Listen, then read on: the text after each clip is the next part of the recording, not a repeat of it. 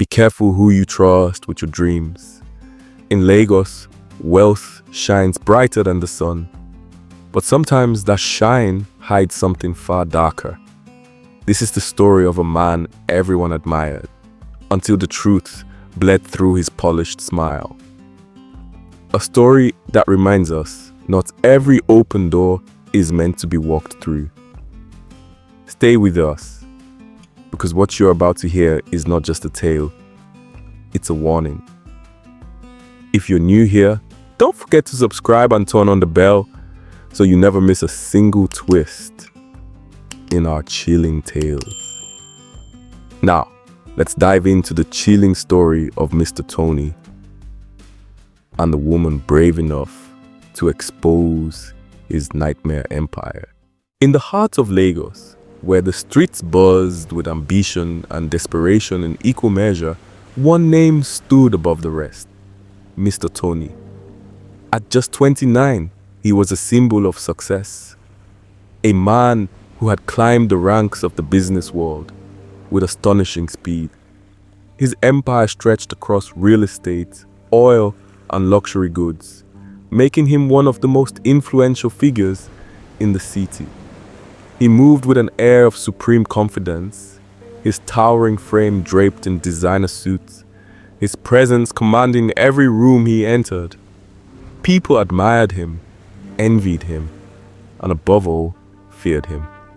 To the world, he was a self-made mogul, but beneath the polished exterior lay a much darker reality. Toni was not just a businessman, he was a predator.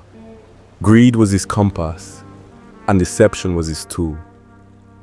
What started as a hunger for financial dominance soon evolved into something far more sinister. He discovered an underground market, one that dealt in human lives. The demand for organs, kidneys, livers, hearts, was insatiable, and the profits were astronomical. In a city where desperation often dictated choices, it wasn't difficult to find victims. He forged connections with rogue medical practitioners, corrupt officials, and the criminal underworld, ensuring a steady supply of donors. Those who disappeared from the streets or his circle were rarely searched for. Their silence was bought, or their absence was dismissed as another unfortunate casualty of Lagos's harsh realities. His mansion in Ikoyi, a breathtaking architectural masterpiece, became more than just a home. It was a slaughterhouse, masked by luxury. Behind the grand chandeliers and marble floors were hidden chambers where lives were ended and organs were harvested with clinical precision. The victims came willingly, lured by promises of lucrative business deals and grand opportunities. They sat across from him at his expansive dining table, toasting to success with expensive wine, never realizing that their fate had already been sealed. The moment they stepped through his ornate doors, they ceased to be businessmen, entrepreneurs, or investors. They became commodities, their worth measured in organs rather than intellect or ambition. Yet, despite the whispers that swirled around him, no one dared confront Toni.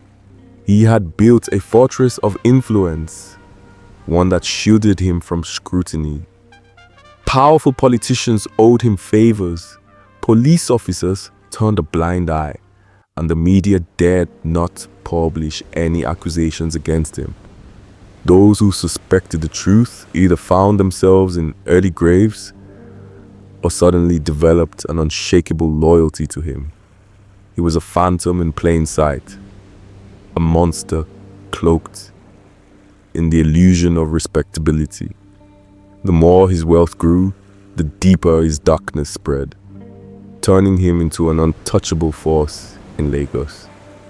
But even the most formidable of empires have cracks. And despite his careful orchestration, a reckoning was coming. One person, one misstep, one betrayal. That was all it would take to unravel the web of horror he had spun. And when the truth finally came to light, Lagos would tremble, and the name Mr. Toni would no longer inspire awe, but terror. Lagos was a city of dreams, a sprawling metropolis where the ambitious came to make their fortune. Yet beneath the glittering skyline and bustling markets lurked a darkness that few dared to acknowledge. Over the years, young, promising entrepreneurs and influential figures had mysteriously vanished, leaving behind only questions and grief. The police, deeply entrenched in corruption, dismissed the cases as mere disappearances, or worse, claimed the victims had fled the city for new opportunities. But the families knew better. They had seen their loved ones thrive, only for them to vanish overnight without a trace. One such victim was Chidi, a real estate developer who had been a close associate of Mr. Toni. His last known whereabouts placed him at a private meeting in Toni's mansion, discussing a lucrative property deal. When he disappeared without a trace, many assumed he had relocated abroad for business. But those who knew him well suspected otherwise. His sister, Ifeoma, refused to accept the official narrative. She visited police stations, hired private investigators, and even sought help from local journalists. But her efforts were met with silence or intimidation. No one dared challenge Mr. Toni. Chidi was not the only one. Ibrahim, a rising tech entrepreneur, had vanished under similar circumstances. His innovative startup had gained the attention of wealthy investors, including Mr. Toni. The last anyone heard from him was an excited message to his friend, celebrating the opportunity of a lifetime. That message would be his final communication. Then there was Amaka, a promising interior designer, who had also disappeared shortly after securing a major contract with Toni's company. Her family's cries for justice were swallowed by the city's indifference. Despite the mounting suspicions, Toni continued to thrive. His parties grew grander, his reputation remained untarnished, and his wealth only increased. He donated to charities, sponsored business summits, and was seen alongside the country's most powerful figures. He played the role of a benefactor, a kingmaker, and a visionary. But in the shadows, whispers persisted.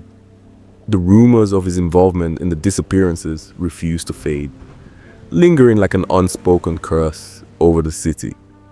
Those who had lost loved ones clung to hope that one day justice would be served. Fate, however, had its own way of dealing justice. Beneath the surface of Toni's well-crafted empire, cracks had begun to form. Someone had seen too much, someone who was unwilling to stay silent. The illusion of his untouchability was about to be shattered. A storm was coming, and when it arrived, the entire city of Lagos would bear witness to the downfall of the man they had once revered. Mabel was different. At 26, she had already made waves in the fashion industry, carving a name for herself with her Afrocentric designs that blended tradition with modern elegance. Her collections had graced both national and international runways, earning her critical acclaim and a loyal following. She was smart, ambitious, and beautiful, with curly hair that framed her delicate features like a crown. But beyond her beauty and talent, she possessed a sharp mind that could dissect opportunities and threats in equal measure. So when she received an invitation from Mr. Toni, a powerful businessman with investments in fashion, entertainment, and real estate, she saw it as a golden opportunity. A collaboration with him could elevate her brand to unprecedented heights. His reputation preceded him, known for his business acumen, wealth, and ability to turn brands into global sensations. However, he was also a man shrouded in mystery, someone whose success stories were whispered with an undercurrent of unease. Still, Mabel was not one to back down from a challenge. With careful preparation and an optimistic heart, she agreed to the meeting, unaware of the sinister web she was about to step into. The night of the meeting, she arrived at Toni's mansion in a breathtaking Ankara dress that accentuated her silhouette, her confidence radiating in every step. The mansion itself was a statement of wealth. Its grand architecture, lavishly decorated halls, and gold-accented furnishings spoke of a man accustomed to power. A butler ushered her inside, his demeanor polite yet distant. As she walked through the vast hallway, she noticed the eerie silence that filled the house, a stark contrast to the extravagant beauty surrounding her. The paintings on the walls, though masterpieces, carried an unsettling aura. Toni welcomed her warmly, his charm evident in his well-rehearsed smile. He offered her the finest wine and engaged her in light-hearted conversation about fashion, ambition, and the future of African designs in the global market. His words were smooth, his tone persuasive, but there was something about his gaze, too steady, too calculating. Mabel remained poised, matching his energy with an air of grace, but she could feel the tension underneath the surface. The way the staff moved discreetly, their eyes never meeting hers, the heavy doors along the hallways that remained locked. It all made her stomach coil in unease. As the night wore on, Toni finally broached the subject of their collaboration. He spoke of grand investments, exclusive deals, and partnerships that could place Mabel's brand on the world stage. Yet there was a condition, one that wasn't explicitly stated, but lurked between the lines of his offer. Mabel could sense it in the way he leaned forward, his eyes darkening slightly, his voice dropping to a lower octave. The deal came with strings attached, and she needed to tread carefully. Sipping her wine, she maintained her composure, even as warning bells rang in her mind. Whatever game Toni was playing, she knew better than to show fear. She would listen, she would observe, but she would not be ensnared. And if this truly was the lion's den, she intended to walk out of it unscathed. Midway through the evening, Mabel excused herself to use the restroom. The air inside the house had grown thick with an eerie silence, broken only by the occasional murmur of voices from the dining room. As she made her way down the dimly lit hallway, the hair on the back of her neck prickled. Something felt off, though she couldn't quite place it.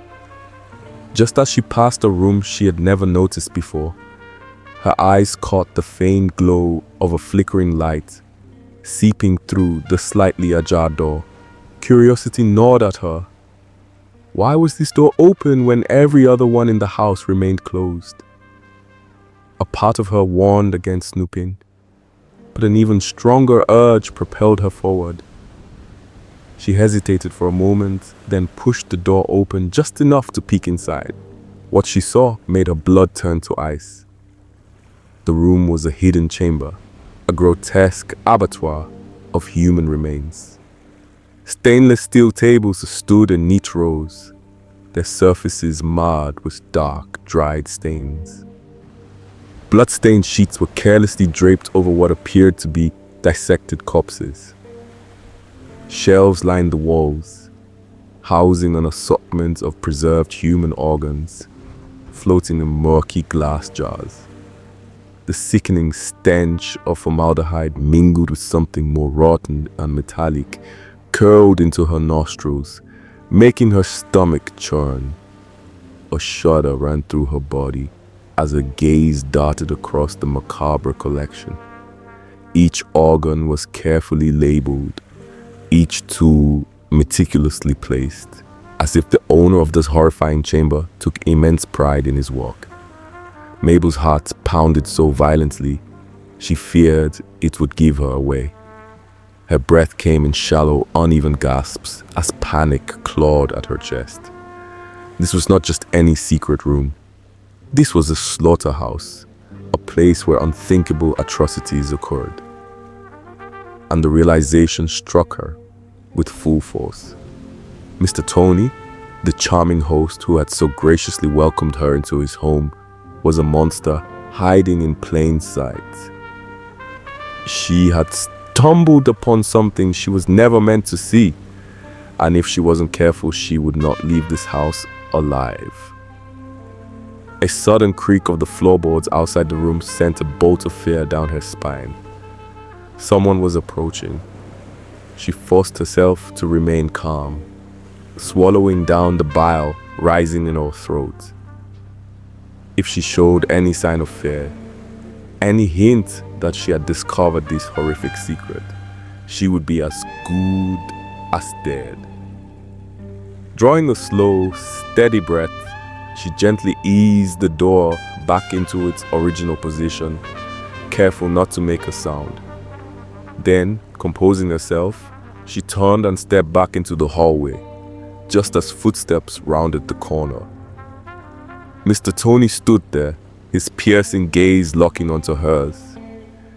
His lips curled into a smile, but there was something sinister in his eyes, something that sent another wave of dread through her. "Everything all right, Mabel?" he asked, his voice smooth yet laced with an underlying edge. She forced a smile, masking the terror roiling inside her. "Yes," she replied, her voice steady despite the tremor in her hands. "Just looking for the restroom." He held her gaze for a moment longer, as if assessing her, before nodding and stepping aside. "Right this way," he said, motioning towards the opposite direction. Mabel followed, her mind racing. She had to get out of this house, but she had to do it smartly. She couldn't let him suspect that she knew the truth. This was a game of survival now, and the only way to win was to outplay the devil himself. Mabel returned to the dining room with a bright smile, masking the terror bubbling within her. She laughed at Toni's jokes, engaged in business talk, and even toasted to a promising future. The weight of the documents she had stolen from his study pressed against her skin, hidden within the folds of her dress. The evidence she had gathered was damning, enough to bring down his entire operation if she could get it into the right hands. "I must say, Mr. Toni, this has been an enlightening evening," she said, lifting her wine glass with practiced ease.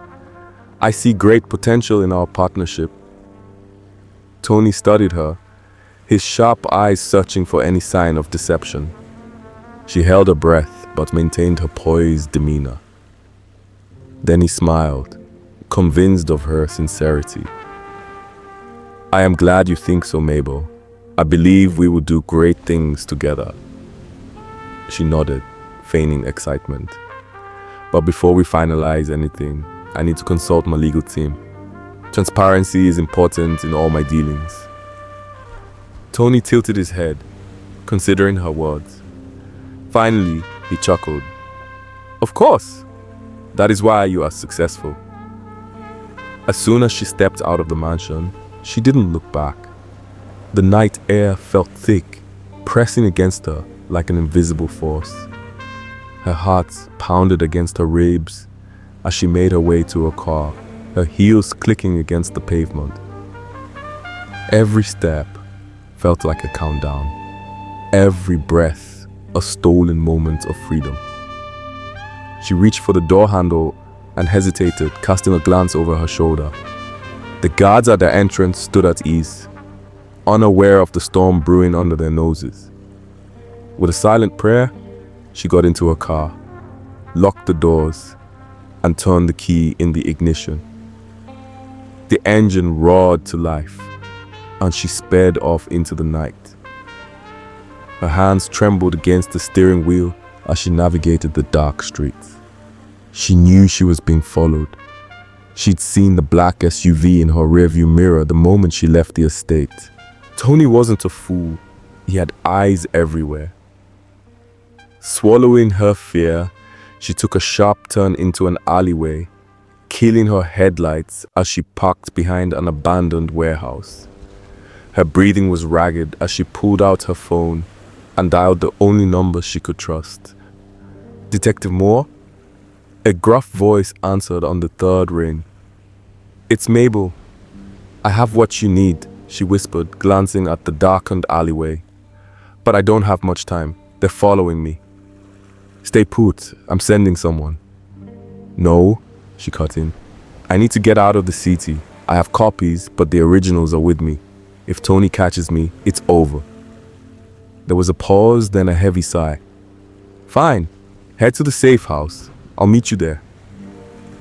Mabel ended the call and gripped the steering wheel, gathering her strength. She knew this was only the beginning. If she wanted to bring down Toni, she had to survive the night first. With a deep breath, she started the engine and drove into the darkness, determined to see this through to the end.